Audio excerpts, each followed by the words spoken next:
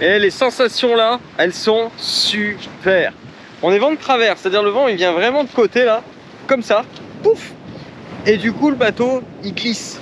Mais vraiment eu des moments où ça avançait pas. Et là ça commence vraiment à avancer grave. D'ailleurs le vent monte vraiment beaucoup, mais c'était prévu par les grippes. Donc on va voir après ce qu'on fait. Je pense réduire un peu la toile pour continuer à avancer tranquillou bilou. Et puis au pire je me foutrai au portant un petit moment. Ça nous écartera des côtes. On longera les côtes au portant. Et puis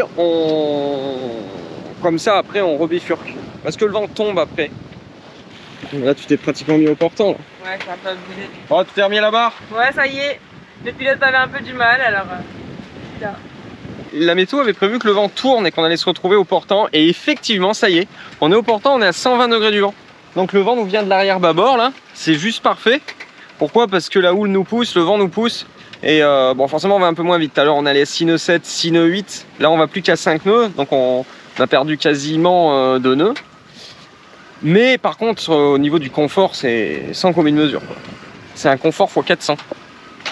On se faisait la réflexion avec Céanie que la vie de bateau, c'est pas facile en fait. Parce que c'est une vie où vous pouvez rien prévoir. Faut toujours s'adapter en fait à la nature, aux conditions, aux plans qui se font pas.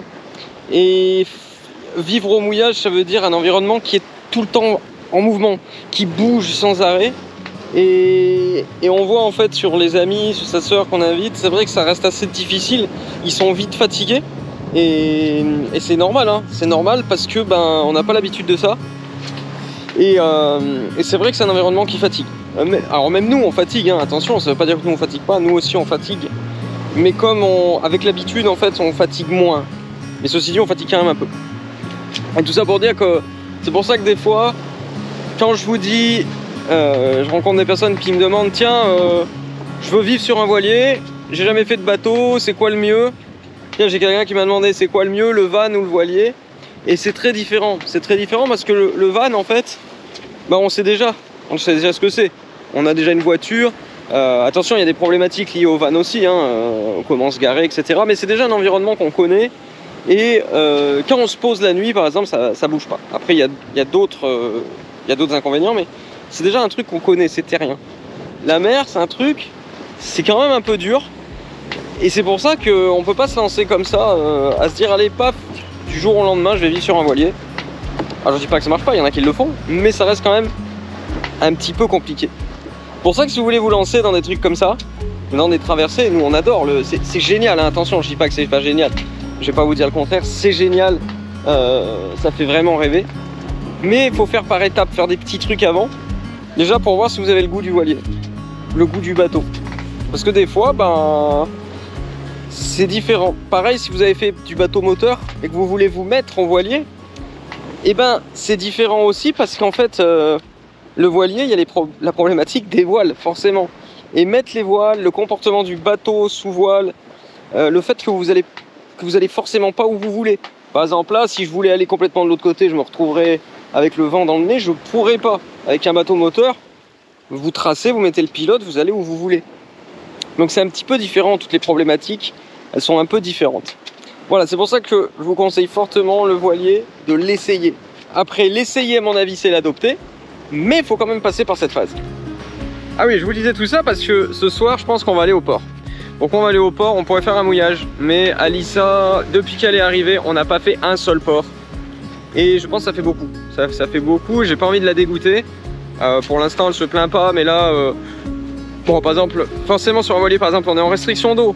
Et donc, faut se doucher vite fait. Enfin, tout ça fait que, voilà, il y a des ports. Là, en plus, ici, les ports sont vraiment pas chers. À Valence, je crois que c'est 17 €. Ici, c'est 24 €. Donc, voilà, une fois tous les 3-4 jours, ça vaut le coup de s'en faire un petit port. Et comme ça, on fera aussi les pleins d'eau. Voilà, on a remis un peu le moteur parce qu'il n'y a pas beaucoup de vent. Et le problème, c'est que comme il n'y a pas beaucoup de vent, on n'avance plus. Et si vous avez remarqué, on met plus le spi ces temps-ci parce qu'en fait, il s'était un peu abîmé. Il y avait une micro-déchirure. Donc j'ai acheté du répar spi. Donc là, on va en mettre. Voilà, il y avait carrément un trou dedans, quoi. Le vent est complètement tombé le temps qu'on fasse ça. Donc voilà, on est au moteur. Mais je crois que le vent se relève un peu après, on verra ça. Préparation de petits hamburgers maison.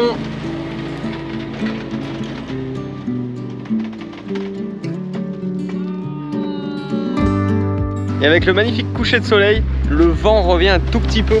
Ce qui fait que voilà, on est vent de travers, il y a 9 nœuds, on avance à 3 nœuds 5. Juste parfait. Cette nuit, on va se diriger vers le port.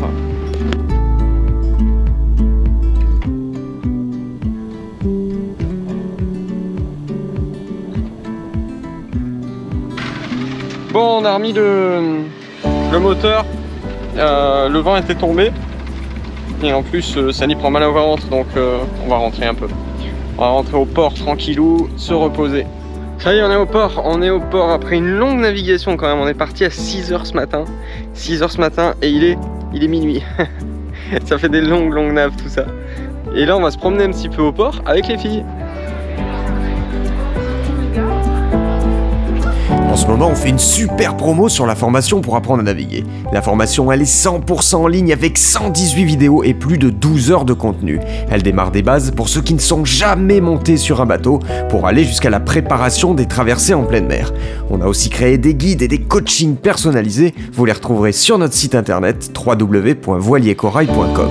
On vous met le lien dans la description de cette vidéo. Quant à moi, je vous dis salut les copains et à bientôt.